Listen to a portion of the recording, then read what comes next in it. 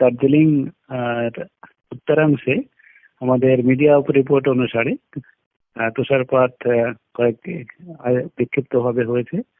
আগামী 7 দিনেই আমাদের পশ্চিমবঙ্গের সমস্ত জেলাতেই শুষ্ক আবহাওয়া থাকবে। কেবলমাত্র দার্জিলিং এবং কালিম্পং জেলাতে হালকা বৃষ্টি হতে পারে বা তুষারপাত পাহাড়ের দিকে হতে পারে। বাকি দিনগুলোতে আগামী 7 দিনের মধ্যে বাকি দিনগুলোতে শুষ্ক আবহাওয়াই থাকবে।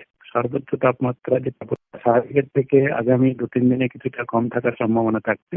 আর সর্বোচ্চ তাপমাত্রা যেটা, সে সর্বোচ্চ তাপমাত্রার ক্ষেত্রেও এখন আমাদের সমস্ত জেলাতেই স্বাভাবিকের থেকে কম রয়েছে। আর এটি কোনো কোনো জায়গায় 4 থেকে 6 ডিগ্রি পর্যন্ত কম রয়েছে। আর আগামী 3 দিন পর্যন্ত এই কম থাকার সম্ভাবনা থাকছে। কারণ সকালের দিকে হালকা থেকে মাঝারি কুয়াশা, বিক্ষিপ্তভাবে 1-2 জায়গায় ঘন কুয়াশাও সম্ভাবনা রয়েছে কয়েকটা জেলাতে।